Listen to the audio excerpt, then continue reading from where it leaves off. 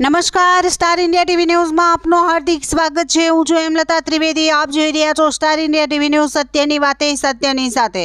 જાલોદ નગરમાં આંતરરાષ્ટ્રીય કથાકાર પૂજ્ય ભાઈ શ્રી રમેશભાઈ ઓઝાની શ્રીમદ ભાગવત કથાનો દિવ્ય અને ભવ્ય શુભારંભ ગણેશદાસજી મહારાજ, દયારામજી મહારાજ અને જગદીશજી મહારાજની પાવન હાજરીમાં જાલોદ બન્યો ભક્તિધામ। જાલોદ નગરમાં આધ્યાત્મિક ઉલ્લાસ અને ભક્તિભાવના વચ્ચે આંતરરાષ્ટ્રીય ખ્યાતનામ ભાગવત કથાકાર પૂજ્ય ભાઈ શ્રી રમેશભાઈની શ્રીમદ ભાગવત કથાનો અતિ ભવ્ય અને દિવ્ય શુભારંભ થયો। કથા સ્થળે ભક્તોની વિશાળ જલમેદની ઉમટી પડી હતી અને સમગ્ર વિસ્તાર હરિબોલના નાદથી ગૂંજતો રહ્યો।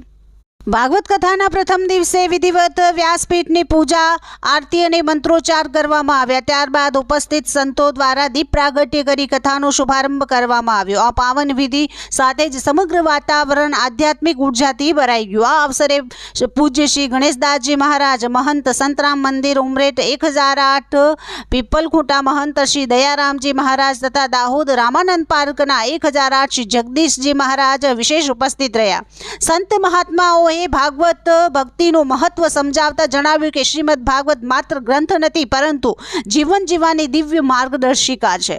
તેમણે જણાવ્યું છે કે યજમાન અંકુર પટેલના પૂર્વજોના સત્કર્મોના પુણ્ય ફળ રૂપે આ યાદગાર ભાગવત કથાનું આયોજન શક્ય બન્યું છે અને ભાગવત કથા તે જ શ્રવણ કરી શકે તે સદગુણો અને સત્કર્મોના માર્ગે ચાલે છે।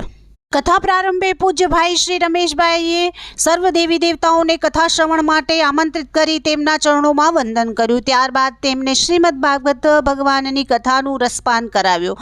ભાઈ શ્રીએ અર્ધજાગૃત હિન્દુઓ પર તીખા પરંતુ સત્યસભર શબ્દોમાં ચાપકા પ્રહાર કરતા કહ્યું કે આજનો સનાતની માનવી ધર્મ, તિથિ અને પોતાના ઇતિહાસથી દૂર થતો જઈ રહ્યો છે। દરેક વ્યક્તિનું આયુષ્ય નિશ્ચિત છે, તેથી જીવનને માત્ર જીવવું નહીં પરંતુ સત્કર્મથી સાર્થક બનાવવું જોઈએ। ભાઈશ્રીએ રામાયણમાંથી પરિવાર પ્રત્યેનું સમર્પણ અને ભાઈચારાની ભાવના સમજાવી, જ્યારે મહાભારત દ્વારા સત્તાની લડાઈ અને વેરઝેરથી થતી વિનાશની ચેતવણી આપી। ઇતિહાસમાંથી શીખ લઈ કેવું જીવન જીવવું તે સમજવું જરૂરી હોવાનું જણાવ્યું। પૂજ્ય ભાઈશ્રીએ જણાવ્યું કે સનાતન સંસ્કૃતિ ઉદારતા શીખવે છે અને સમગ્ર વિશ્વને પરિવાર માને છે। ભારત એકમાત્ર એવો દેશ છે જ્યાં તમામ દેવી દેવતાઓને નિવાસ માનવામાં આવે છે અને જે પ્રેમ, શાંતિ અને સહઅસ્તિત્વનો સંદેશ સમગ્ર વિશ્વને આપે છે। પરંતુ જો કોઈ ભારત પર દ્રષ્ટિ ઉઠાવે તો ભારત પોતાનો પરાક્રમ પણ બતાવવાનું જાણે છે। શ્રીમદ ભાગવતને મહાપુરાણ ગણાવી ભાઈશ્રીએ જણાવ્યું કે આ ગ્રંથ જીવનમાં અજ્ઞાન દૂર કરી જ્ઞાનરૂપી પ્રકાશ ફેલાવે છે। ભાગવત કૃષ્ણ પ્રેમ, ભક્તિ અને મોક્ષનો માર્ગ બતાવે છે। જો મન, શરીર અને આત્માને ભાગવતમાં અર્પણ કરવામાં આવે તો ભગવાન સ્વયં મોક્ષના દ્વાર ખોલે છે।